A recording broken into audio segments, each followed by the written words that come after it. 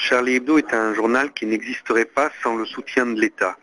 On a oublié, mais au début, on nous avait raconté que c'était Philippe Val et Cabu qui avaient avancé de l'argent personnel pour ce journal. C'est complètement faux. Ce journal a été créé sur les fonds secrets de l'Élysée par François Mitterrand à l'époque. Et si aujourd'hui l'État demandait le remboursement de cette somme, ce qui serait logique, eh bien le journal ne subsisterait pas. Donc l'État peut faire ce qu'il veut avec Charlie Hebdo. Deuxièmement, les responsables actuels de ce journal ont décidé de se lancer dans cette opération, d'abord parce que c'est une source de revenus évidente pour eux, quand on voit ce que leur ont rapporté les précédentes opérations, par exemple avec les caricatures de Mahomet.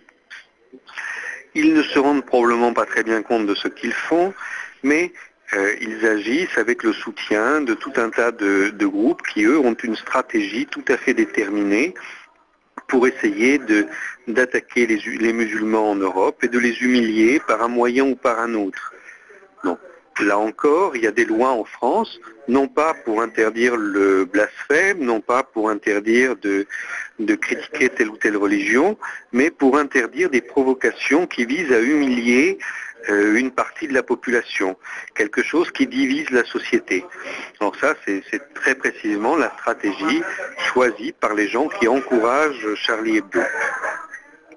Donc, si l'État voulait arrêter ça, il aurait tous les moyens pour le faire.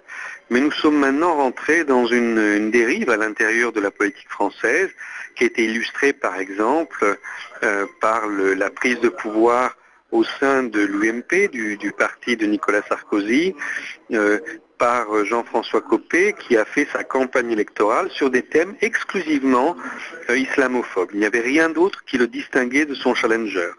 Donc lui, il a inventé des histoires dans les écoles d'affrontements entre les musulmans et les non-musulmans. Donc tout ça, c'est quelque chose qu'on voit se développer à travers des épisodes différents dans la société française et qui sert les intérêts de tous ceux qui sont favorables aux classes des civilisations, c'est-à-dire du mouvement sioniste international.